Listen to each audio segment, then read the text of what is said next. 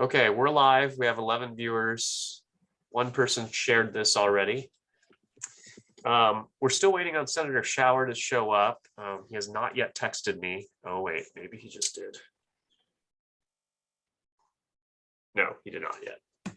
So we'll go ahead and get started because we said that we would start promptly at 6:30. Just appreciate the time for all the folks that are here online and the 4 folks who are going to be participants in the debate today. We had talked earlier over the last several weeks to try and get something together, and you were the 3 brave men, and Shower, I'm sure, will be here soon to be the 4th brave person to come online and have an actual real debate. So we have a great group of panelists here today. I'll just go over sort of the semi-introduction rules. Is that we want everybody. Oh, Mike Shower's coming on. I see he's logging in right now. We will discuss sort of the overall, the permanent fund, why it was created, sort of the budget issues that are surrounding it. Thank you, Senator Shower, for being online right now. Hi, Scott. Thanks. I'm not going to time any person on the debate. If a person seems to be going long, I'll try and cut them off, or I'll hit the mute button. You guys know who you are. For the record and just for an opening, I'm State Senator Scott Kawasaki. I represent Fairbanks. I will be the moderator today. I will take questions. Some questions will be on in the chat. We also have some prepared questions and questions that have come in via email, text, online through other sources, and phone calls. We've been receiving phone calls all day this afternoon. So with that, I would like to introduce the first panelist before us. We have Larry Pursley. Larry was a former Department of Revenue Deputy Commissioner in an administration. And if you have any opening remarks or want to just talk more about yourself, that'd be great. Well, I can talk about myself in one sentence. So I've been here almost 50 years, half the time in public service in state, federal, municipal positions, and half the time as a journalist, money-losing journalist, I will add. I guess I volunteered for this because clearly the permanent fund dividend has become the divisive issue of Alaska politics, more so in the decades I've watched it, and particularly in the last several years. I acknowledge until we come up with a solution that's acceptable to at least 51% of Alaskans, nothing else gets done. So we need to find some way just to solve the perennial question of how big is the dividend going to be and how we're going to calculate it, and how do we pay for the dividend and all the public services that Alaskans have come to expect, demand, and lust after for free without taxes. So that's, I guess, as concise an opening statement as I can. Very good. Thank you, Larry. Next, we have Joe Geldof.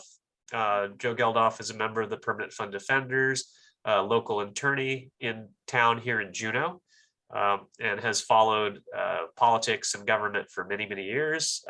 Joe. Well, thank you, Senator Kawasaki.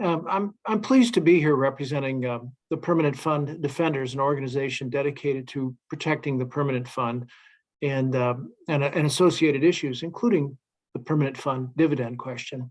It's become a thorn in the side of many politicians like yourself, Senator Kawasaki, and Senator Shower, Representative Jonathan Kreiss-Tomkins. It's an issue that is actually needs to be resolved. But make no mistake, the permanent fund dividend is enormously popular with the average Alaskan. And we can talk a lot about the economics and everything and about the art of the possible, but we need to solve the permanent fund dividend. And that formula, an appropriate formula, needs to be embedded in the Constitution, because if it's not, it will have this annual wrangling and fight every year in the legislature. Glad to be here. Great. Thank you, Joe. Next, I'll introduce Senator Mike Shower. Senator Mike Shower has been in the legislature now for 6 years, and he serves 5 years, He serves the folks in the Matsu Valley. He's a retired Air Force pilot and still pilots when he's not in special session. Senator Shower. Thanks, Scott. Good to be here. I actually just gave a pretty good intro for who I am, so I don't think I need to take more time. Might as well get right into the meat of it. So happy to be here tonight to debate it. And I know one of the things we'll talk about is the fiscal policy working group, which all three of us as legislators were on. And we'll get into the details of it, but I think it should be a good discussion. So looking forward to it. Great. Thank you, Senator. Next, we have Representative Jonathan Kreiss-Tomkins. Jonathan Kreiss-Tomkins has been involved in politics for many, many years. I remember as a young, I think, high school student, you might have even been younger than that, helping me out on my first campaign decades ago. And now he's serving in the Alaska State Legislature. He's been there for, this will be his 10th year. And I know that you have news that just came out yesterday that you will not be seeking re-election. We thank you for your service and thank you for your time. And job's not done yet. So we're pleased to have Representative Jonathan Kreiss-Tomkins online. Yeah, thanks so much, Scott. I remember being involved in, I think it was your 2002 campaign website back in the early days of internet plus politics. So I was like gawky teenager, if that. But yeah, excited to be here. And I think the only opening comment I would offer is that the dividend is obviously hugely important. And at least for me, there's a strong interconnection between the dividend and the permanent fund from which the dividend comes, and that interrelationship is hugely important, and getting it right has been a guiding principle for me in terms of trying to settle these questions in a sustainable way. Great, thank you. And then thanks to the viewers, we now have 76 viewers online. So we just doubled over the last couple minutes here. Just so I can re-mention again is that we are going to be asking a couple prepared questions of the folks. We aren't going to be timing individuals as for how long that they're online. If a person has something that they want to say based on what somebody else had said, please chime in. I'll try and moderate the best I can from here. We're also taking questions online. So folks are sending in questions. Representative Kevin McCabe just says he's watching us. Laugh out loud. And there are several other people that are now sending in questions. So we will be asking some of those questions as time permits. So let's just go ahead and get started. Just the first question that we have on the list is sort of I guess it's sort of a softball, but and whoever wants to start can start. Since 2016, the governor and the legislature have appropriated the permanent fund dividend with an amount less than the statutory formula established in 1982. Part of the reason cited for this reduction has been the state does not have enough money to pay a full PFD and provide services that are required under the Constitution. Do you agree with the statement? Disagree with the statement? How would you recommend the state come up with necessary funding to provide both a full PFD while still providing the services essential to Alaskans, families, and businesses that are requested of us every year? And whoever wants to start, please. Well, sure. So you can't pay the full statutory PFD under the 1982 formula and continue all the services that we're providing long term. I'm not talking about today's $100 oil, but longer term. You can't do it unless you have more money, because otherwise the checks are going to bounce. So that means either exceeding the 5% limit on drawing from the permanent fund each year, 5% of the market value, or taxes.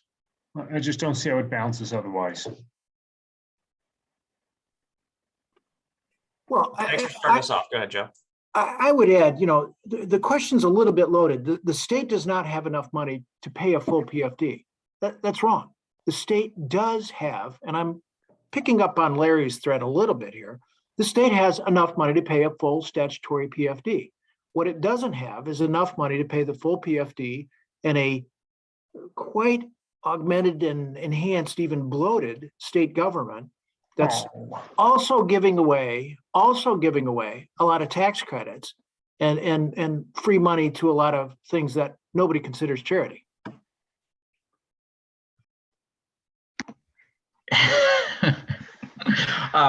This is great. I guess I can chime in, sort of completing the quartet here, or being metaphor.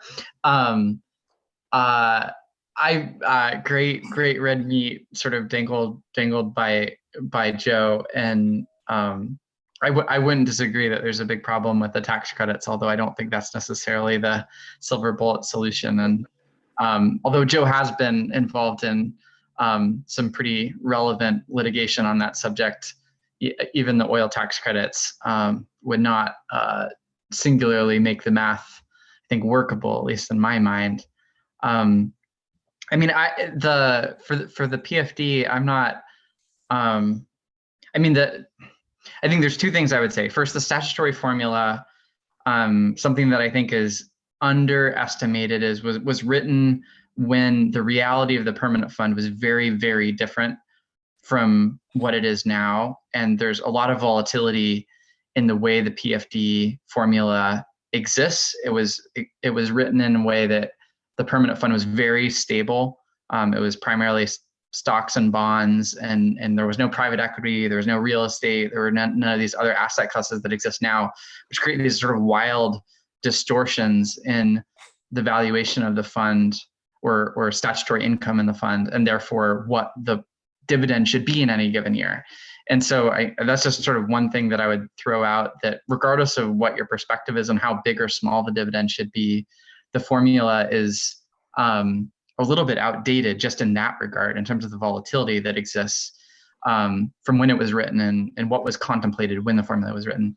The second thing I would say is, if we want to have a dividend in the $3,000 a year range, like, great, I'm not opposed to that, but we just need a lot more revenue for it, because there's just not enough money to go around unless you start robbing from the fund itself or taxing the real value of the fund itself. And so if we want to have a dividend that large, which I wouldn't be opposed to, we just need to raise a lot more revenue. And part of the problem is the legislature and sort of elected leaders collectively have failed to do that. And there have been people who've stuck their head out.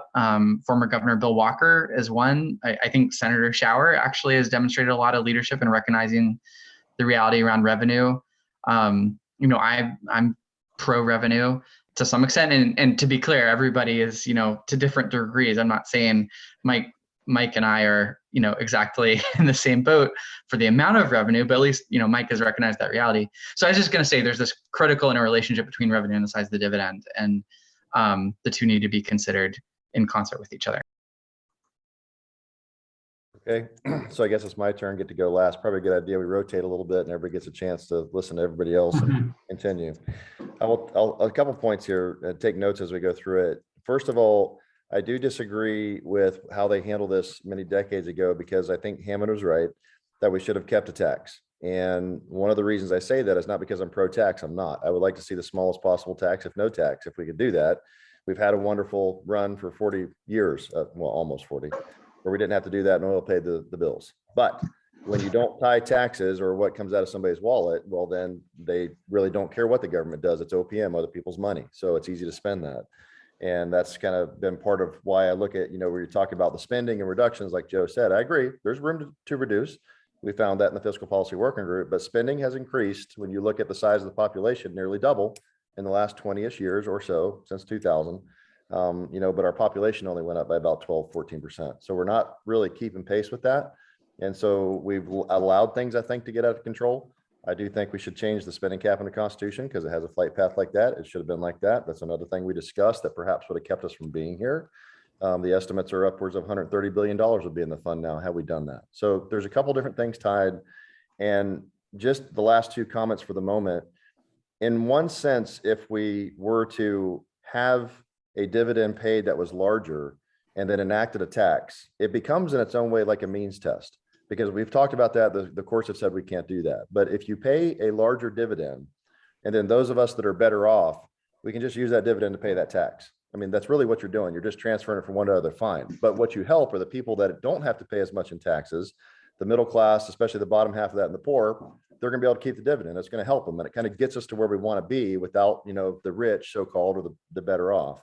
Last point for the moment, because I know this will generate more discussion, but it's been a continual struggle, as both Scott and Jonathan know. I was going to say JKT, Jonathan knows, is, the 5% POMV has presented a challenge because the formula is in conflict, not really in conflict, like Joe said, and I agree it's not, but we've allowed to become a conflict. And so one of our problems is which law do we follow? We have people right now saying, well, we got to follow that POMV. I'm like, well, we're not following statutory law. And I know the court said that, but courts have said we can do whatever we want. We need to solve the problem because we've set ourselves up for this. So that's enough. I'll stop there as we circle around. Thanks. Anybody want to follow up? Otherwise, I can ask another question. So part of that question had to deal with if we do have a deficit. Jonathan mentioned the deficit, Senator Schauer. Also, Mike mentioned the deficit. Where do we come up with the added revenue necessary to fund that full PFD, as well as the services that are essential? Well, let me take a stab at a couple things and clear up and following on Senator Schauer's points. The permanent fund defenders, and I think most people who look and have taken a long look at the permanent fund and the dividend, that relationship that Jonathan Kreiss-Tomkins talked about there, they don't necessarily want a high dividend. That's desirable if the market conditions are great and if the fund is earning a lot of money. But in and of itself, paying a big dividend should not be the goal. Giving the citizens of Alaska a little slice of the earnings from their account and having that connection between the account and their dividend is the real goal, at least in my view and the view of the permanent fund defenders. Maintaining that connection is essential to protect the long-term viability of the permanent fund, because if the average citizen can't relate to the fund and know that they're going to get a little interest, whatever the formula is, and that interest can't be hijacked by the politicians, it's embedded in the Constitution, then sooner or later the permanent fund will fail. Because it's just like your bank account. If you don't get any interest, even a measly passbook account, what the heck? It just goes away. Another thing that came up is this is not a partisan issue. We have people like Senator Kawasaki and Senator Schauer who are in different parties, but they're both strong supporters of the permanent fund and solving the permanent fund dividend. There are a number of Democrats who have been very forward in seeking to protect the permanent fund dividend. There are a number of Republicans like Senator Hughes and Senator Meyer up in the Fairbanks area who have been staunch supporters of the dividend. So I would like people to realize this isn't a partisan issue. It's a brutally difficult financial issue. And what makes it difficult because it involves cuts, taxation, and payment of interest to the citizens. I come down and the permanent fund defenders, we're a citizens first, not a government first. That doesn't mean we're anti-government, but the first draw ought to be a reasonable PFD for the citizens to keep that connection going. Well, I'll make a comment, Joe. Under that logic, what you're saying is that we think so little of Alaskans that if they're not getting a cut from the permanent fund, they won't care what happens to it. And that's kind of a sad commentary. Well, let me rebut that. I trust the collective wisdom of Alaskans in their individual behavior. But what happens in the Capitol when it comes to divvying up the loot is the people with lobbyists and lawyers and that mobilize their voice. There's an insidious phenomenon that goes on. The people with the power and the people with the time overwhelm the individual voices. I trust the individuals, when they get a dividend, however it's set, some of them waste it, a lot of them spend it on, books or whatever they need, fuel for, subsistence hunting, Do some people gamble it away and waste it? Yeah, but the collective effort of individuals who receive that fund, it largely goes back into the economy. It's great for the private sector, and we ought to be enhancing and augmenting individual choice here and not just trusting the bureaucrats and the politicians to spend most of the money. Yeah, but you talk about bureaucrats like it's the Antichrist or some devil. And you talk about insidious infections in the Capitol. like it's this cabal that is out to ruin common man. We're a representative form of government. Generally, in my 46 years here, legislators represent their constituents, and most do a very good job of it.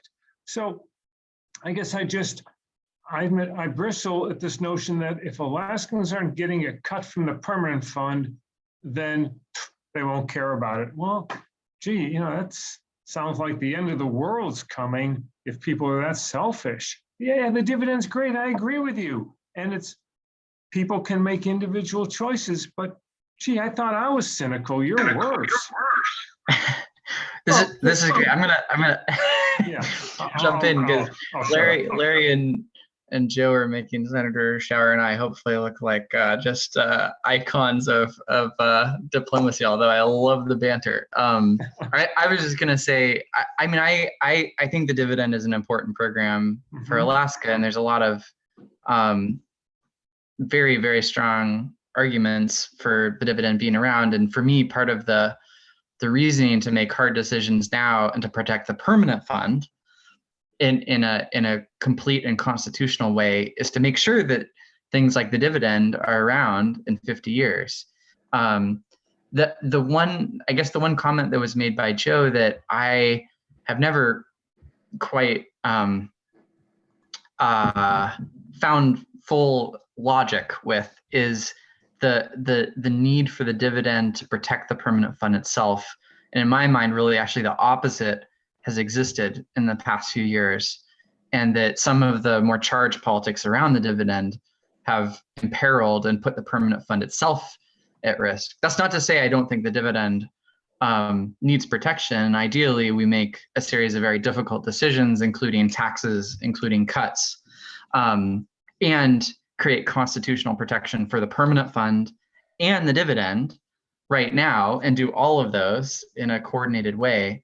But I'm not sure that the dividend in and of itself actually affords the permanent fund a sort of, halo of protection, because I feel like at least some political behavior could be pointed at to suggest the opposite has happened.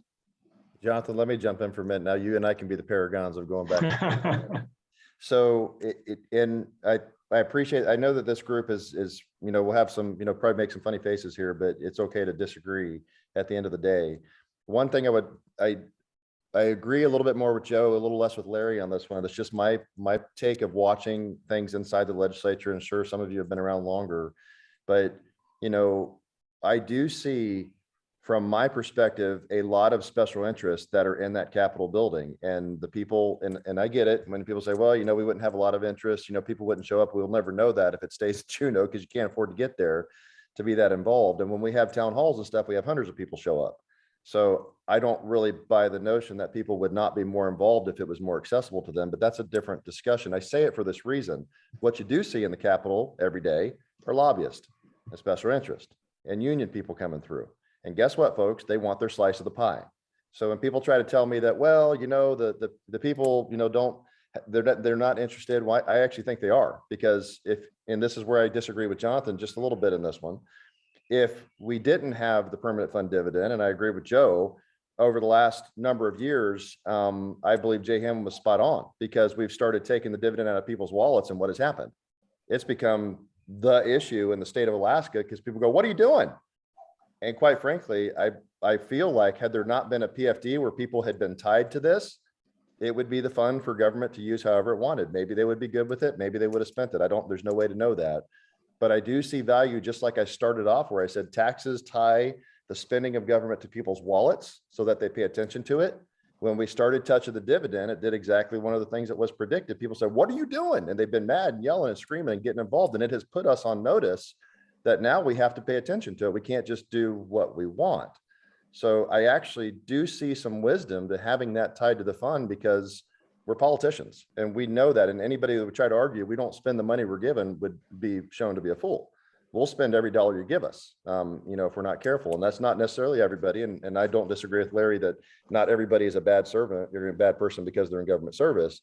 I just see that we spend money if it's given to us. And if we have something that ties us to the people or a fund, that's really what generates the interest. And otherwise, I think people, again, it's other people's money. It's this ethereal thing that's way out there. They don't care if government's spending money if it doesn't affect them. And that's partly why, again, I think we got here, because we could spend money, as some of you guys mentioned, over the decades, and oil companies paid for it. Now we're at the crux of the issue that Scott and Jonathan and I have had to deal with, and finding the solution, which is, quite frankly, why we're all here tonight. So for what it's worth. Yeah, so let me just interject here. We have a couple comments that are in the chat, and it was also brought up, I think, both by both of the members who served on the fiscal policy work group about an income tax. There's a lot of folks who talk about what Hammond would have wanted, what Hammond had talked about. You know, as late as 2002, when we had the Conference of Alaskans rejoin back up at the University of Alaska, they talked about fiscal responsibility. Hammond was there. He actually talked about his proposal. He wanted to have full permanent fund dividends, and he talked about the need for them. He also said that he wanted to reinstate the income tax. So you had both a high dividend, PFD, paid to the people, and an income tax that essentially would be equal to the permanent fund dividend. I think during the time that they repealed the state income tax back in '80, he called that the most stupid thing we could do. Do you guys have a comment about that? Because a lot of people do talk about what Hammond would have wanted. He doesn't, and it's clear that he wanted both taxes and a PFD. Oh, I can go first. After my elder Larry, I can take a number. I'll go first real quick, just to get it out of the way. yeah, I think Senator should. Yeah, I've been going last. It's kind of a disparate or unfair advantage when you go last, you get to listen to everybody. So I think I did just mention this before, so I won't take but a moment here. You know, Jay Hammond had some things definitely right, and some thoughts of the people, because he was definitely kind of a guy of the people as a politician. So there's something to be said for that. But I do believe that to have the most interest of the people that we serve, we have to stay connected to them. And as I mentioned before, you know, I think maybe Jay was almost thinking of the fact that, you know, a way to means test, even though the court shot that down, is to pay that dividend out of our resource wealth that has been extracted and put somewhere else, because it's not an entitlement and the other things people talk about. It's our wealth that we're distributing to our citizens via dividend. But if you don't have something that ties to the person's wallet, by and large, they don't stay engaged. And I think a tax of some sort, and I don't support an income tax, we know that that's another debate in the battle. We had that in the fiscal policy working group, but some kind of a tax is probably coming if we're going to pay this. And that's the balance we'll talk about a little bit later. So I think you have to have some tie to the people. And if you don't do that, and there's a number of conservatives and Republicans that think that too, just to be clear, that we understand there has to be some connection here. And the days of oil companies just paying for us to spend whatever we want are probably clearly past. And so now we're into the new territory. That's my pitch. Yeah, I love Senator Shower's OPM coinage, which I haven't heard, but other people's money. And I think that's totally right, and highlights, I think, what Governor Hammond was partly getting at with the taxes. In my mind, having a broad-based tax in Alaska is just as or more important in terms of ensuring fiscal responsibility in the legislature as paying the dividend, and creates a real linkage because everybody has skin in the game. And I mean, Senator Shower and I have, you know, difference in perspective and sort of a agree to disagree situation on what kind of tax makes the most sense. I'm definitely much more pro income tax and voted for one, gosh, in 2016 or whatever that was. And very proud of that vote. But I mean, income tax or other kind of broad-based tax, we definitely need something. And the longer we don't have it, I think the harder it will be to solve this. And I think Governor Hammond seemed to have a similar perspective, although I wasn't there in the Conference of Alaskans back around the turn of the millennium, I should say. I'll just throw in, I think at the time of the creation of the permanent fund and the dividend, I don't think Jay Hammond or anyone else envisioned a statutory formula that could create $3,000 dividends, or envision oil fluctuating that time between $9 and $120 and running through $14 billion in constitutional budget reserves. I trust the legislators we have to come up with an answer without having to try to channel what would Jay Hammond have thought. No offense, Joe. Well, I was a big fan of Jay Hammond, but Jay Hammond's a revered figure, but remember, he had 2 close elections. He's now entered the mists of history, but he wasn't always right. But he was a decent guy who worked hard. Sure. But here's what I want to remind Jonathan about the dividend. The dividend is a reflection of the ownership interest that current and future Alaskans have in their savings account. I believe, and I think, most politicians who look at this, if you solve the permanent fund dividend, and by solving, I mean putting a formula that works, doesn't necessarily have to be the standard, but there's room to debate. But you fix the permanent fund dividend formula by putting a reasonable formula in the Constitution, then and only then can you deal with the revenue and the government services thing, because they will be head to head and they will resolve. But as long as there's this 3-way fight, it's not just, it's hard enough dealing with revenue and government, but you add a third element, it's 10 times more difficult. So the first thing to do is solve this open wound of the permanent fund dividend, come up with a reasonable formula, put it in the Constitution, then the issue of government services meeting revenue and vice versa will resolve. And I think that's the approach that we take. And there was a lot of hard work by the meeting that all 3 of you were on, all 3 of the legislatures were on here. But this idea that we're going to come up with this grand bargain, the ultimate solution, solve all these problems, it won't happen. And the most important, the corner piece of the jigsaw puzzle is the PFD. Solve that and the other things will resolve.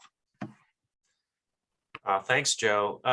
Since you brought up the Constitution, I'll ask another question, get us to a different line of talking. Since the dividend was vetoed in 2016, there's been discussion about constitutionalizing the dividend. Some proposals include putting a formula in the Constitution. Others would simply add language to the Constitution to, in effect, the legislature shall distribute a permanent fund dividend, and then leave it in the statutes to be debated. Do you support that sort of a constitutional dividend? What do you think? What do you think about it? I might jump in because I think there might be a third option, one that Senator Schauer and I know have spoken about, and I think I can't actually remember what was in our recommendations, but may have been endorsed by the working group process, which is a constitutional amendment that says there shall be a dividend, and not just like there shall be a dividend constitutional amendment, which speaking frankly, I think is kind of a cop-out and doesn't really do much of anything. But there shall be a dividend as provided by law, and basically affording constitutional protection to whatever the statute and law is. So there's a little bit of a middle ground in that you have the formula in statute, but whatever that formula is, it is sort of given, constitutional authority. So the formula would be liable to change, although there would be extraordinary political scrutiny to doing so. I think it's fair to say. At least given how difficult it's been to change the formula for the last 40 years, it's hopefully a fair statement. But would be given that sort of constitutional force. And just speaking personally, I could vote for that constitutional amendment. And speaking politically, in terms of counting heads, I know Joe or Senator Schauer would potentially be more comfortable or would even prefer a constitutional amendment that enshrines a specific formula in the Constitution. And, I know where they're coming from, even if I have a different perspective, but just from a head counting perspective, given that you need 2/3 of the House and 2/3 of the Senate, I think it's just a reality in terms of who's in the legislature in this moment, that constitutional amendment wouldn't, I don't think, and Senator Schauer may have a different head count than I, get close to the 2/3. I think a constitutional amendment that says there shall be a dividend as provided by law, I think that might be right on the bubble of 2/3. And I at least just wanted to flag that that's perhaps an additional option. I'll jump in here for a minute, and then we can get Larry and Joe to maybe comment on the the blood sport here. So Jonathan's right, very close, but this is the language I remember. We'd have to look it up. But as I remember it being, we had a lot of lawyers help us vet this and talk through with a couple like Bill Wilikowski, who's been a big supporter of the statutory dividend, Fritz Pettyjohn, some of you would remember Fritz, and others that have kind of studied this issue on the outside. And I believe what the language said, or it's very close to this, was a dividend shall be, this is what the Fiscal Policy Working Group unanimously agreed to in the end after a lot of debate. There shall be a dividend every year paid in accordance with the statute, and the statute can't be changed without a vote of the people. That was a hook and kind of our last part that I think Jonathan didn't have, as I remember. We'd have to look at it for sure, but that was, and remember, all of us had to step off our positions. That was the key thing here, because everybody had to kind of step off to get to this 50-50 of the percent of market value if you were to have that plan that's been kind of floating around out there. But for some people, they didn't want the statutory formula and the Constitution. Other people didn't want, wanted it in there. Other people, I mean, so it's kind of bounced around, right? And what we looked at was that you can have the ability to change it by not putting the formula in. And some of us had to kind of come off of our position and agree to that. But at the same time, one of the concerns, and Jonathan remembers this well, I know Scott does, is that some of us that are more would like to see the statutory formula, or that's where our kind of hook is.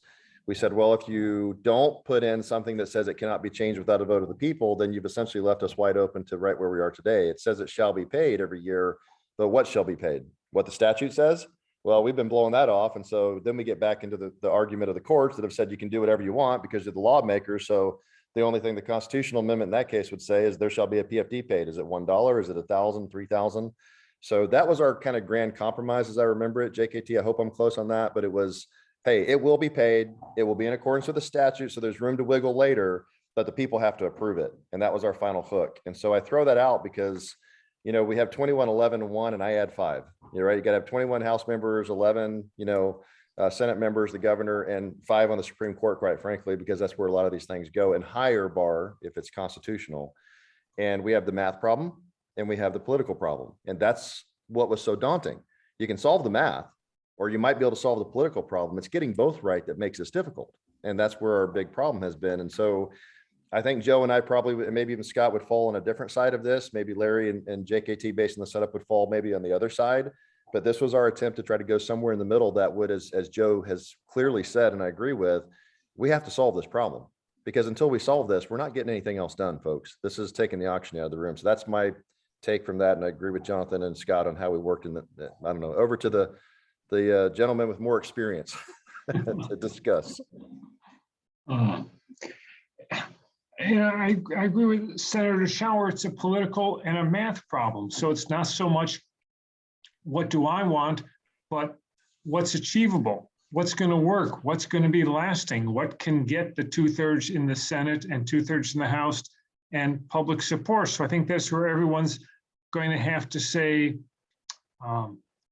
what is a good solution for Alaska, rather than, well, what I want. Yeah, I'm not governor. I haven't run for legislature. So I agree. You got to look at, solve the math, solve the politics, come up with something that works, that doesn't stymie providing for K-12, doesn't create fiscal problems. It's a challenge. It really is. And I admire everyone who's trying. Well, the fiscal working group, there was some hard work there that yielded some compromises. Whether it would get the 14 and the 28 you need, the political votes, is still an open question. But I will just say this, for the last 7 or 8 years, there's been a complete lack of leadership out of the executive branch. There's a lot of talk, there's a lot of chatter, there's a lot of chip in their teeth, a lot of promises, but there's no genuine leadership. And that goes to Governor Walker, who, I think somewhat naively vetoed the fund, which precipitated this ongoing fight. And that extends to Governor Dunleavy, who talks a lot about this, but in fact is not listening to the legislators, and basically just makes statements and then disappears out to hunting camp or off to some place. But both governors, and now they're both in their own ways incumbent, and they both want to be governors again. There's been a real lack of leadership by which I mean not just talking, but listening to the legislatures, trying to find that 14 and 28, using their ears instead of their mouths here.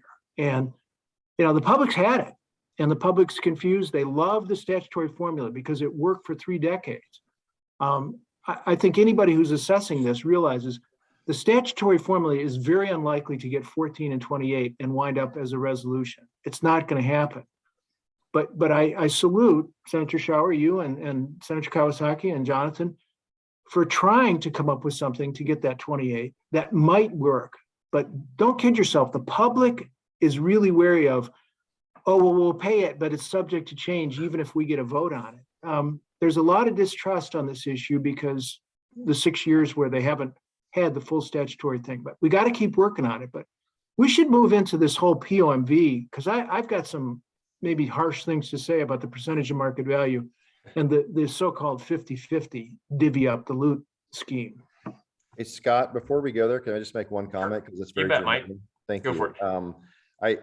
When you hear all of us talking here, and this is, I think, and certainly the legislators know it, and I know Larry and Joe, you guys pay attention to this, but one of the concerns people have, and I think we're headed that way, and Scott, you have polling from last summer that shows this before you even talk about things like the PFD, is a constitutional convention. We've always voted no, but I will tell you, I listened to Joe and I think he's spot on. The people are frustrated, they're fed up, they're done. They're tired of it. And you see the momentum heading in that direction. That's not my preferred path.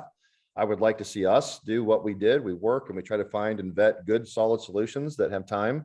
But I'll tell you, folks, I think we're about to, my impression watching the legislature is we're probably going to torpedo this. We're not going to solve the problem in the next month and a half, 2 months.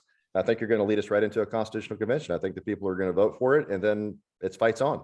Who knows how that's going to play out? And we very well may see the formula put in there by a vote of the majority of the people. So we may have been setting ourselves up for this, but I only bring this out because we may want to discuss this tonight, because quite frankly, at this point, I'm going to be a fan of it, of saying maybe we need to do that if we can't solve it. But at some point, folks, we have to solve the problem. And at the end of the day, regardless of your politics, we haven't solved the problem. And that's exactly what Joe was talking about with leadership on all sides.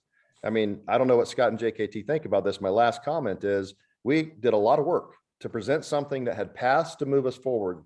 And the leadership in both bodies, for the most part, has failed to even entertain it. So how are we going to solve the problem? That's my question. And if we're not going to solve it, then I think the people are going to take it out of our hands and do it themselves. And that can be dangerous, but so be it. Just thought that was maybe worth pointing out. Yeah, thanks, Mike. We do have a question later on. Somebody in the chat room mentioned a constitutional convention and what the process would be and things like that. So we will talk about that here a little bit later. I wanted to get though, since Mike, Jonathan, and Joe both talked about the percent of market value. The Comprehensive Fiscal Plan Working Group over the summer did discuss this and entertain it. And in the end, we made a recommendation. The recommendation was to have a percent of market value based dividend formula. It was also to put it in the Constitution, or actually, I don't know if it was actually to put it in the Constitution, but at least it was to make a constitutional PFD. Let's see, the recommendations were adopted unanimously. 8 members spent the entire summer working on this, proposed it in August to the legislature, and it didn't go very far, as Mike has said. So what do you think about whether it's Governor Dunleavy's 50-50 plan? 50% of the POMV draw would go toward dividends. The remaining 50% would go toward general fund for education, public safety, public health, infrastructure, and those types of things. Well, I can kick off, I guess. Generally speaking, a POMV based formula, setting aside what the numbers are, obviously a hugely important variable. But a POMV based formula makes tons of sense to me. And it's just, I think sort of the right unit that we should be using. And that was a recommendation from the working group. And a different perspective is what the numbers should be, to be clear, but the fact that it was a POMV based formula was a common point of thinking. In terms of the actual numbers, Scott, you mentioned 50% and 50%. So the PFD formula would be 50% of the market value of the permanent fund. I am wary of that. But as I've said before, I think my perspective on the dividend is informed by and conditional on what else is happening in terms of taxes and in terms of the budget. I think it'd be it would be, I am opposed. I would not be able to get to yes on a 50% POMV formula without major action on those other two pieces. And absent that initiative, I think I think there's been a deficit of leadership, broadly speaking, in terms of action on those two issues, although there's been also some remarkable positive examples of leadership on those two in the last 4 to 6 years as well. But absent action on those two issues, I don't think 50% of the market value makes sense. But there is a way I can sort of get off my mark and I could get to yes if so this is where the conditional part comes in, there were meaningful action. So I think this is where the sort of interconnectedness of it all comes in. Well, I'm going to jump in and tell you why using a percentage of market value, the often discussed POMV, has real dangers for the long-term viability of the permanent fund. And this isn't just Joe Geldhof, worn out lawyer spitballing this. The Callan Group, which is the longtime advisor of the Permanent Fund Corporation, is extremely wary, and they're sending out cautionary statements about using a POMV pegged at 5%. And underlying that, using a POMV converts the permanent fund, which is a form of a trust fund, into an endowment. That means if you pick the wrong percentage, and there's people love POMVs because it guarantees money for government. It would guarantee, depending on how you structure it, money for a PFD. But if you set the number too high, it's an automatic draw, and it will start draining the permanent fund at some point. That's the real danger here. So when Governor Dunleavy talks about, use a POMV 50-50. 50-50 sounds really attractive. That mirrors the 1982 statutory language. And it sounds fair, I guess. But if the number's too high and 5% is too high, if you don't believe me, dial up the Callan people, the advisors who are saying 5% is too high. And that was before we started into this long run, or what seems to be an increasingly long run, of inflation. Remember, the permanent fund is not automatically inflation proof. That's in the same statute that says pay the PFD. That's up to people like Senator Schauer and Senator Stedman and the people who control the money to inflation proof that. We're into an inflationary times here, and I am really concerned that a POMV will start draining the permanent fund if we set the level too high. So I'll stop nattering on there, but everybody who's in love with the POMV, who really likes it? The trustees at the permanent fund, because they got liquidity problems. The administrators at the permanent fund, because they want certainty. The people who are in state government and want state government spending, and people who are big government advocates, they like a POMV because there's a guaranteed dish. There's problems there. Sure. Before Larry responds, I'll Joe, before you discussion without accusing public employees of being at the trough to the detriment of the public?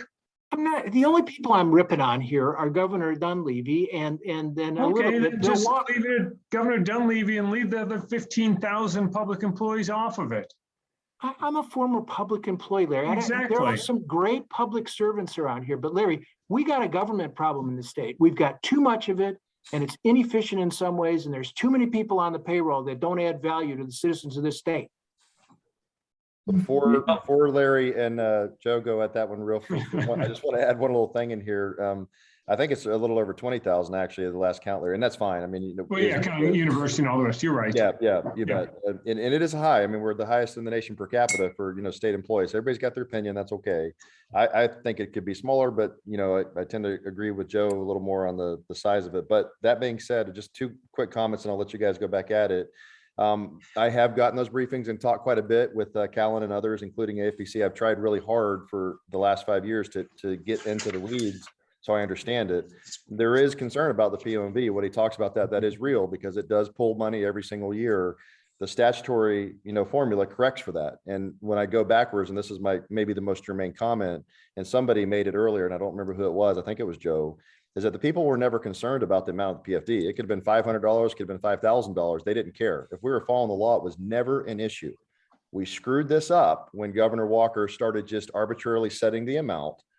Bill Wielechowski's case, the courts ruled in and said, you can do what you want. Now people are mad.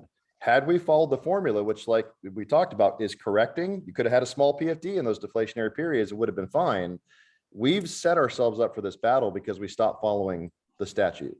And so there is some danger here that is real that we need to discuss about how we move forward with this. And I don't disagree with them. I just want to throw that out because I think that is important. The people were never mad about a small PFD. They've gotten mad because we stopped following the law. And that's a problem we need to solve. So for what it's worth. Well, I just want to add to Joe's comments. I think it's sort of a divide the question situation. I mean, Joe makes a point that I couldn't agree more with. In fact, have advocated myself, which is, but I mean, Joe, you're saying POMV bad. I don't think POMVs are inherently bad. They can be terrible if the draw is too high, but it's a separate question what the draw is. And I personally would love to see a 4.5% draw or a 4.75% draw, a conservative draw that ensures that the fund grows over time in real terms and make sure that the dividend and the other half of the draw are sustainable in the long term and that you're appropriately hedged against risk like inflation or market corrections or whatever.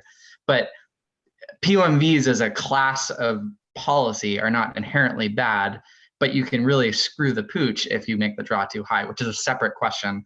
And to be clear, the legislature is fully possible of making a terrible decision in terms of what that draw should be and the draw being too high. And I think it's a real risk. So, but I just think it's worth dividing that question. Well, I will give you that. The POM, the percentage of market value, turning it into an endowment, if it was at 4% or very close to 4%, it probably works. Why? Because your rate of return on investments over a 100-year cycle, which is what you need to do when you're dealing with something, the permanent fund, is about 4%. So you're probably not going to screw it up at 4%. You go to 5%, and you got people like the Callan Group going, warning, warning, warning, and we should take their advice. But we'll get there. If we had more people like you, Jonathan, and Senator Kawasaki, Senator Schauer, who are working on this and paying attention, we might be able to get our 14 and 28 on something. I'm not, and I don't think the permanent fund defenders are. I remember talking to Clem Tillian last August before he died, and he said, I don't like the POMV because it gets rid of the trust thing. But if we get it and there's a reasonable PFD on something like 4% or a little higher than 4%, we could probably live with it. Now, it's always good tact. I mean, I learned this from Larry Pursley. Invoking a celebrated dead person is always good practice because you can't cross-examine them. But, I'm not categorically against, nor are the permanent fund defenders categorically against a percentage of market value. But don't kid yourself. The public isn't buying it at this point. They still love the statutory formula. We've got our work cut out for us, all of us who care about this issue, to come up with something that's reasonable, responsible, and treats Alaskans equally in terms of a PFD. We can do it, but it would help if there was a little more leadership out of the executive branch instead of all the platitudes and the campaign slogans. I want one comment here, Scott, before I think Yes. Larry wants to jump in. He's been Okay, very brief. It will be very brief, Larry. I promise you can reach No, out that's with fine. that. So is that if we're going to do this, and I've acknowledged this too through the fiscal policy working group, I keep mentioning it because I wish our leadership in the legislature would pay attention to it, is that the math doesn't work. I'm okay with the statutory formula because again, I go back to, I think that helps the people that need it the most in the state, and I can live with that. But I've acknowledged the math does not work long-term. To do that, you're going to need some reductions to spending where we can find them, and you're going to have to tax. You're going to need a sales tax. I'm a sales tax guy. Why? Not because it's practical, because an income tax doesn't have the support. So what I'm trying to say here, gents, as we get into this discussion is that at the end of the day, this is part of the other problem, right? The math problem. The math has to work. And if you pay a statutory formula at the current spend rate for government with what we have available, we have to start drawing down the fund to get there. that's not a viable long-term solution for us. So the math has to work too. And that's why even somebody like me that likes the statutory formula wants to hold on to it. If we can't get there from here, or we screw it up and the people take it from us in a constitutional convention, we got a math problem, and that has to work. I'm done. Thanks, Larry. Back to you. Also, I was just going to say through the chair, I second Senator Shower's motion that when the legislature and the governor said, well, we're not going to follow the law because we can't afford it, that created a political problem. They need to change the law. No question about it. And then that's the political problem, finding the votes to do it. But every year the legislature gets together and there's a lot of ad hoc spending decisions that aren't governed by law. It sort of depends who's in the majority and how much money there is. Well, the dividend shouldn't be subject to that, but you got to change that law. Senator's right. Great, thank you. Just as a recap, we I have have a follow-up. only about a half an hour. Hang on, Joe. We only Okay. have about a half an hour. We have about 50 questions that have now been added to the queue. We're only through the third or fourth, and I think I like the debate. And folks are responding online, also liking the debate. But if we can sort of make your answers a little bit more direct and short, thank you. I have a yes or no for Larry. So changing the law, does that mean change the law and put it in the Constitution, the PFD formula? Yes or no? To me, no, but politically, you're probably going to have to.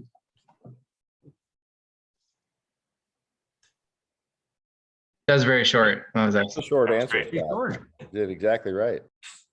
So I have a question. The price of oil at this moment's obviously much higher than we've seen. We had the spring forecast just came out a few days ago. The spring forecast says over the next 2 years, we'll have $3.6 billion more than anticipated in revenue coming in. If oil prices obviously remain roughly where they're at today, and then they fluctuate between $120 at the high just a couple days ago until about, I think it's under 100 now. So the price of oil at this moment, does that alleviate our fiscal constraints, at least temporarily? Do you think there will be a full PFD, should be a full PFD? Do you think you want to go with what the House majority has talked about as a $1,300 one-time payment to help alleviate the costs of high energy, particularly because of oil products here in the state and inflation? So do you support any of those? Why or why not? All right, I'll go. Everybody's quiet. So I do believe that we should pay it right now, not just as a matter of good faith. The law still says it, so we follow it until we have the courage to change it, which we've been talking about. So change the doggone law, and then I'll follow that. So I think we should. I think that right now, as I've used my fire extinguisher example, that we need to pay it because it would also be very helpful to an economy that's struggling and people are trying to crawl out of the COVID debacle we've had. So I believe that we follow it as we have the courage to change it. I believe it's very helpful to the people right now. We should do it anyways. We already know based on the current numbers, as you said, Scott, we can do this without even 1 penny of deficit spending right now. So I think it's important anyways because of the helpful factor. And I do, and I'll say this, and Jonathan can speak to his, I disagree with this calling it an energy relief. Because to me, because it becomes a political thing. And I'm not saying Jonathan did that. I'm saying just from the House perspective, he can answer, who thought why, but I want it tied to the PFD. That's where the earnings are coming from. And I think that if we're going to say we're going to give people more money or get close to a full PFD, it's not some energy rebate. That seems like political spend to me. This is a payment of your full PFD this year, and we're going to honor it. And then we move on from there. But that's my 2 cents. Thanks. Okay, I think my reaction to high oil prices is, now is the time, as much as anything, to sort of get things solved, and that's probably not conventional wisdom in the Capitol. But I think the ideal time to make big structural decisions is when your back isn't necessarily against the wall. It's sort of human nature and certainly political nature to want to only make necessary decisions when your back is against the wall. But our back was against the wall. We've been given sort of a geopolitical pass here with invasion of a sovereign country and skyrocketing oil prices, and who knows how long it will last. But it would be great to solve the big questions. As far as the PFD this year, I sort of see the PFD this year as a continuation of the last number of years, which is there's uncertainty, there's non-alignment within the legislature. And I mean, absent solving the big fundamental structural questions, I don't think there will be alignment on a statutory dividend. You know, if there's a sudden windfall, or well, not a windfall, but a sudden infusion of money because of spiking oil prices, that's only indirectly benefiting the permanent fund. There is a benefit there. But if there's a problem with fuel prices in Alaska, it's a selective problem. You know, there are a lot of people who, either because they don't have to commute or they don't use a lot of motor fuels and everything, should they get the same amount of money out of something tied to the earnings reserve account as somebody who desperately needs fuel out in the bush where it's expensive?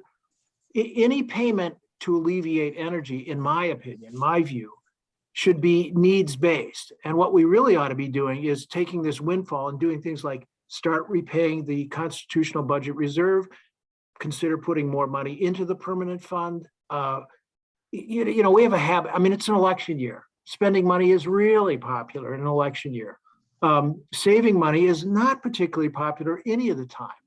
So, you know, this is more my personal opinion, and it's kind of unrelated to the permanent fund defenders, but we ought to be looking to solve the needs, the critical needs of the select people who are really hurting because of energy prices. You know, not Joe Geldhof, not Natasha von Imhoff, you know, everything. You know, we can fill up our tanks, you know, and get along. But we ought to be looking at saving this money that's spiking and perhaps putting some in the permanent fund itself, the corpus, using it for inflation proofing. Inflation's up to what, 6% now, Larry? I think you're exceeding the short answer, Joe. Yes, and that's where I'm going to stop. Anyone else? I'll just real briefly, this is my inner Republican conflicting with my outer socialist. Hey, we're getting a lot of money off the high oil prices. Let's save some. Oil prices are going to go down. They always do. Thank you. Let's see. We have a question from Ron in Fairbanks. 9 other states have sovereign wealth funds. Texas has around 70 billion in its 2, which are used to fund primary or secondary and higher education. Keeping the approach to Texas in mind, what are your priorities with respects to how the POMV under Senate Bill 26 draw should be spent in Alaska? It's more of a budget question, but any comments? I'll jump in for a second, Scott. I mean, this is a pretty tough question to answer in the sense of, you know, right now we're just putting it into the fund or the UGF and it gets divvied up into the program. So it's kind of hard to, unless you're going to go back to which we changed the language in 2017 from, you know, what I would call pass through of the dividend payment.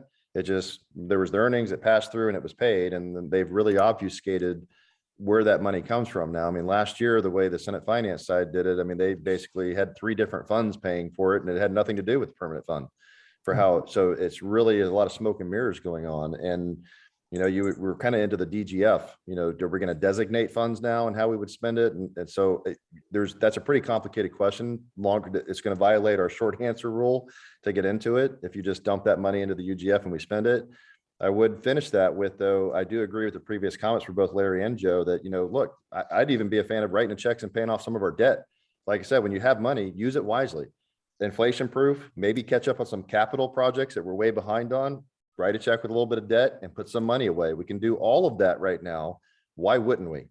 Do what's right with the money while you have it until we don't, because like Jonathan said, we're not backed up against the wall. Let's solve some of our problems right now, as opposed to just having these ethereal arguments about what we're going to do with it long term. And maybe I could add, yes, Texas has the savings accounts that they use to fund education because they have other revenue coming in. The state of Texas has a 6.25% sales tax. Municipalities can put 2% on top of that. If we had an 8.25 combined sales tax, we have plenty of money to solve everything. So it gets to some of the questions Senator Schauer talked about earlier. It's what do you want to use to pay for the dividends and services? Where are you going to get the money? How are you going to balance things? So yeah, Texas, pretty heavy sales tax. In the spirit of brevity, I'll ditto Larry's comments. Before Joe goes, I'm just going to comment to that. We don't even need that, Larry. I've done the math. I briefed it on Senate floor last year before anybody else did, and we went through it in the fiscal policy working group.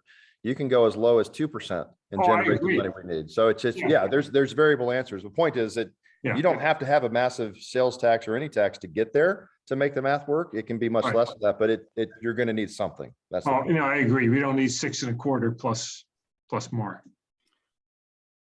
Real short, fix the PFD by putting a good formula in the Constitution, then do targeted cuts to government. When you're done with that, marry up the government services with your available funds. That's the way, the path to follow. That's a conceptual path, but that's what I think needs to be done. Didn't the House just change the minimum law to get married? Not So- the issue we're talking about tonight. Not the Larry. Senate. Okay. Let's see. Let's take a question. You know, we've heard a lot about the permanent fund dividend tonight. I guess it is the hot button political issue that's been around since 2015. Now we're 6 years down the road. You know what? Let's see. I guess just in sort of a wrap up, but we might have questions that emerge here. What are some other issues related to the permanent fund dividend that the public should be aware of who are online right now? I'll jump in quickly. The permanent fund dividend, and we've explored that. There's other issues related to the permanent fund, including the need to inflation-proof the permanent fund. Right now, it's only by statute, which is, of course, something that the legislature can ignore. They don't have to appropriate money to inflation-proof. We've done a pretty good job at inflation-proofing, but it's not an absolute locked-in requirement in our Constitution. That's something. And the other thing is, there's increasing evidence that some of the trustees of the Permanent Fund Corporation are now politicizing the people's fund here and are screwing around with investment strategies, you know, that are not based on the prudent investment rule. And that should be of great concern to everybody, because if they start fooling around with the permanent fund investment strategy and politicizing it, it's going to go the way of like the Alberta Heritage Fund down the toilet.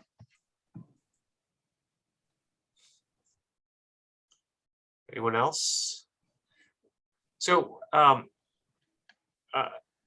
so Joe, I guess you did mention the prudent investor role of the permanent fund and the permanent fund board. You know, the legislature actually is dealing with a piece of legislation that Jonathan Kreiss-Tomkins introduced, as well as the governor, relating to divesting the permanent fund assets that are currently in Russia. Is that something that we should consider, or should we should we just use the prudent investor rule regardless of where the money goes? Well, I think a prudent investor would have been wary of Russia for a lot of reasons. The place is a kleptocracy. And now that they've taken to invading other countries, you have all kinds of reasons that confirm the place is maybe not the best place to do. You've got large corporations, BP pulling out of there. So fortunately, the permanent fund doesn't have a huge stake in Russia, but arguably they should have been out of there, months ago. It's appropriate for the legislature to do a resolution or a sense of the legislature that this isn't such a good deal. But, there's a good reason why any financial investment should take place according to prudent investment rule and not start allowing people to say, oh, I've got a pal who needs money for a strip mall in Fairbanks or Anchorage, and we're going to invest in Alaska. Russia, Joe. Yeah, well, but Point, Counselor. Russia, the prudent investment covers Russia. It's a hothouse investment now, but sticking to the prudent investment rule is the way to go. And that ought to be the foundation of all of our investments and not political criteria, whether it's Russia or, strip malls in Fairbanks. I'm going to jump in for a second on that, Scott, because it's kind of the Good, Mike. military guy here. I do agree with Joe on this one, and I know it's not necessarily popular to say so, but I think when you look at things like an invasion, which, we talked about this on the floor, Scott, you remember I kind of had some problems with some of the language because I feel like we're beating the drums of war and moving in that direction. And as the military guy that served and has seen the cost of war, I'm not too excited about that plan. I'd rather see us not head down that path. But I think Joe is right that this has to be done non-emotionally based, because emotional investing is one of the possibly worst things you could do. And while I'm not saying that maybe if they looked at the broader picture that getting out of Russian investments would be a bad thing, I think we should leave that up to the experts to do that for us and not be involved politically, just because we don't like what Russia did. Well, that may be changing next year. What if they're out in 2 months, it's over and it's all done? And then Russia has, big investment options. They go, we want to do this. So I don't think it should be done emotionally. And I agree with not politicizing how we invest into the fund, because that's today. What matters tomorrow or 6 months from now or 6 years from now might be different. And we need to do this based on those prudent investment rules, not based on the emotions of the day. And that's being said, like I said, as a military guy. And so I just think that we need to be very cautious of allowing our emotions to sweep us away into doing things that may not be in our best interest long term. And that's not just Russia, that's anything we do. Even you're seeing the politicization of the board right now with the investment or the investigation that's happening in the legislature. This whole thing's becoming political, and it's a very dangerous path, in my opinion. Thanks, Mike. Anybody else? Jonathan? I just say there's a big spectrum in terms of what falls under at least the name divestment. And, we're hearing the governor's bill for the first time on Tuesday in the House and in my committee, and looking at what other states and jurisdictions have done. There's a lot of different approaches. But I think one thing that's worth noting, and it's maybe aligned with what Joe said, is the market has basically done the job for us. I mean, our assets in Russia are worthless effectively right now. And there's maybe something to be said about the wisdom of investing in kleptocracies, as Joe said, and that is perhaps an imprudent approach. And the $330 million of state of Alaska assets that were invested in Russia are, now worth maybe, $100 or goodness knows how much. So I would just add. Okay, let's see. We have time probably for one more question. We do have a question that was on the chat line early on. It related to the permanent fund dividend. Currently, the Constitution says that the legislature has the requirement of supporting public education, public health, public safety, infrastructure, and the university. And we've done that. Adding the permanent fund dividend to the Constitution would be another additive thing. And I got a question is that should the PFD be paid first, as in the idea being first call when it comes to the budget cycle?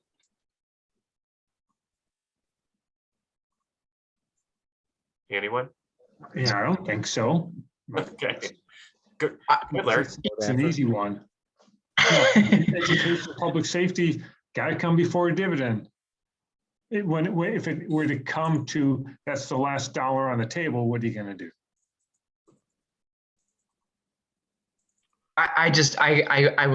I would push back on the premise of the question, because ideally you're not having some tug of war about, $1 on the table and all these very sort of fundamental needs fighting for it. And I mean, while for me, education and social services and these others, that is vitally important. And, in some Mad Max world, like, yes, I think those things are more important than a dividend. Ideally, you have a reasonable, rational accommodation that allows for all of those things to coexist in a sustainable way. And I will add to that very briefly that I think that, in some ways the dividend does accomplish some of those things, because we used it for homeschooling our children. I know my daughter uses it for that, for public safety and other things. I mean, there's parts of that actually does flow into how people might use that. So it is useful, not just in the sense of, you hear like cash value. I know that a certain senator says that word a lot, but I've asked people, what's that cash value? I said, when's the last time you called troopers? I never have. When's the last time you called fire department? I never did. Never used EMS. We homeschooled our kids. So, what of the cash value of all those government services do I really use besides a lot of government regulation in my life and property taxes? So, it's not fairly distributed throughout the state. And so I agree with Jonathan. It's a much more complex issue to talk about than that. And the dividend, remember, those dollars, ICER even said it circulates about 7 times through the economy. So, if we've, not paid $10 billion worth of dividends in the last, 6-7 years, that's $70 billion worth of circulation. And I know that's not apples to apples, but that's a big deal. That's a lot of money that could have circulated through the hands of our private industry, and private economy. So it's not as simple as that question is. And so I agree with that, but there are other ancillary benefits that many people get from that dividend to help them live their lives and do things. And it's not equal cash value because not everybody takes advantage of those services. Is there another question from the chat room? I think the two previous speakers exhausted that one. Good job. Okay, well, we're coming up on the top of the hour here. We have 10 minutes left, and the script says that we are supposed to end promptly at 8 o'clock. I just wanted to let folks maybe have a couple minutes for comments, and then we'll end that there. So, Can I jump in, Scott, with a comment? sure. Absolutely, John.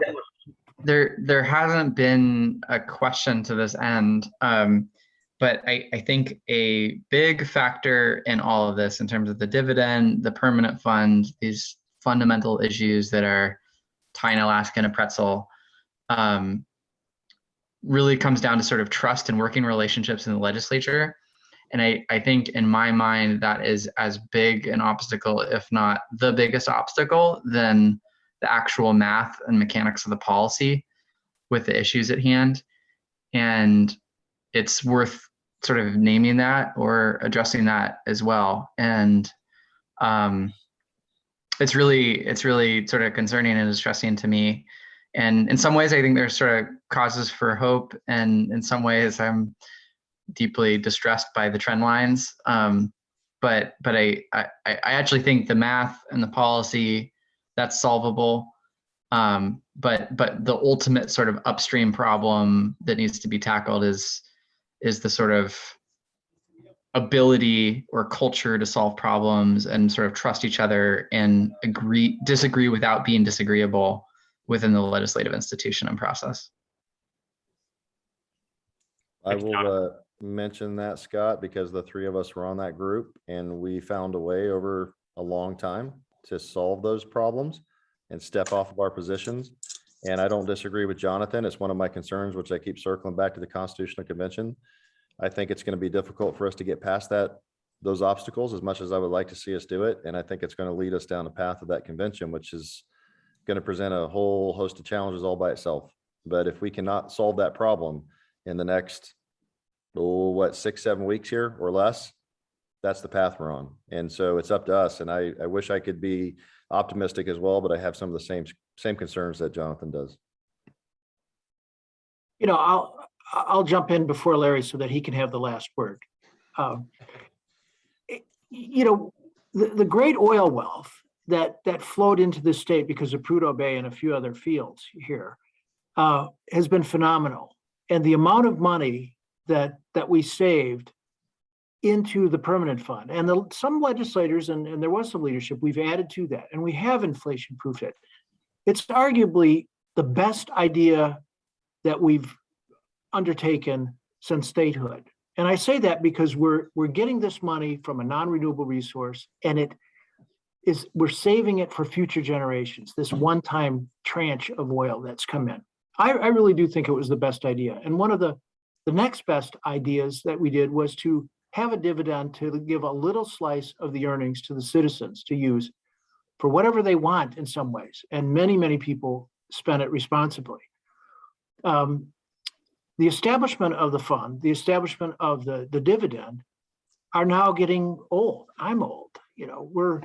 It is time to take a hard look at how we should go forward with the dividend. But we need to protect the dividend, and we need to put it in the Constitution, not just for us, but for future generations. I think we can do that, but we've talked about the math problems, the political problems, and those have to be solved. Else we'll just keep ripping ourselves apart, and we will squander the best idea and the opportunity that we've created since statehood. So we can do it, but it's going to take citizens to have to give up on, getting exclusively what we want. It's not likely the statutory formula is going to get embedded in the Constitution, but there is a way, if there's good faith and listening as much as talking at or past people. So I enjoyed being on this debate and sparring a little bit with all of you, but thank you, Senator Kawasaki, for facilitating this. Thank you. I guess I would like to agree I'd like to agree with Senator Schauer and Representative Kreiss-Tomkins in that the divisiveness that has permeated Alaska politics and national politics is part of the problem. It's gotten worse over the years at both levels. And the 60 legislation, the governor got to figure out how to put some of that aside, because as Senator Schauer said, if we don't, and we get a constitutional convention, who the hell knows what's going to happen? So I think trying to work better with each other and step back from some lines that we've all drawn would behoove all of us and the state to come up with something that works, or as works well enough to gain enough support, and as the senator said, gains enough support from the public that we can actually move ahead onto other issues. Scott, I'll go ahead and wrap up as well. So I know that, we talked about this, and I agree with Joe. It's a very important and one of the really kind of gemstones, of a program that you can do, that everybody, both the state and the people, get a chance to, benefit from the wealth that's extracted out of our state. I wish we did a little more value adding to that, like in refineries and minerals and other things, but that's for another discussion. And it is true, some people spend it unwisely, but some don't. Some use it, to survive and help, get, life expenses out of the way that otherwise it would be tough for them. So that's one of the reasons I will always struggle to not try to protect this program in whatever measure I can, because most of the people I know, they use it to help them get by, like my daughter and other folks. So I'm going to very jealously guard this program and protect it to the best of my ability, because I see the use of it. And, quite frankly, I hear some people use it as quality of life. And, sometimes it's almost like certain legislators get mad about that. Nobody on this call here, and I'm like, so what? They use it to buy a big screen TV and they're happy. Why do you care? I mean, if quality of life, happy citizens are good citizens. I don't care if people are happy about stuff. That should be a good, positive thing for us. If people can have the point in their life where they can do that, that's great. I mean, most countries where I travel all over the world, people are barely have food on the table. So my last points here, and I'll finish up, is that, all of us, and, like Larry just said, we've got to get past our personal positions. Everybody on this call has done that, has been willing to step off of their personal stuff if it's going to help us solve the problem. We have to solve it. That's what my goal is here. And I am tired of hearing people accuse a lot of us, including myself and guys here, whether you're left of spectrum, right of spectrum, of, being divisive, not working together. That's baloney. I'm working with Chris Tuck, and JKT is on that group with me, working on a bipartisan election bill. And that's not germane to this discussion, but don't tell me we can't work together, because we are, to find where we can meet in the middle to do something that's a positive step for all of us. A whole bunch of us did it on the fiscal policy working group. But people have got to listen, and leadership in the body, both in the executive and the legislative branch, have got to listen to the people that are willing to step off and do this. And we've done it, and some of us are doing it. But people have to be willing to help us make that happen. And that's a little longer than I wanted, but I think it's important that people hear that some of us are working together and we are trying. It's just a matter of can we get enough people to do it and make it work? So thanks, guys. I enjoyed this, and I think it was a really good discussion. Yeah, thank you, Mike. And thank you all the participants here. There were over almost 500 comments just on this chat in the last hour and a half. I hope you get a chance to read them. If you probably weren't able to switch back and forth between screens, but I was monitoring them, asked some of the questions that were on there. Of course, we had over 65 questions that were asked. We got through the first maybe 5 or 6 in an hour and a half. And that's kind of what I expected would happen. As Senator Schauer said, we are working together. We want to make sure that folks know that we are here. It's not just this debate tonight, that we will be here in the legislature. We're just after day 60 right now, anticipating another 60 days before we meet the 120-day constitutional limit. Sorry, Schauer.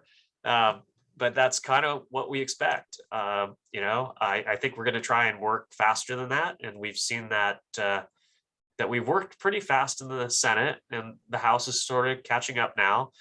They're hitting budget amendment time in the House Finance Committee this week. The Senate Finance Committees are meeting in subcommittees, and we are discussing the overall budget as well as the permanent fund dividend, which is a big crucial issue. Also wanted to say, we are working together, as Senator Shower said. The two legislators who were on, as well as myself, were part of the fiscal policy work group, very disparate group as far as thoughts about policy, about where we're going. But we all came to agree to some certain guiding principles. I think that's amazing.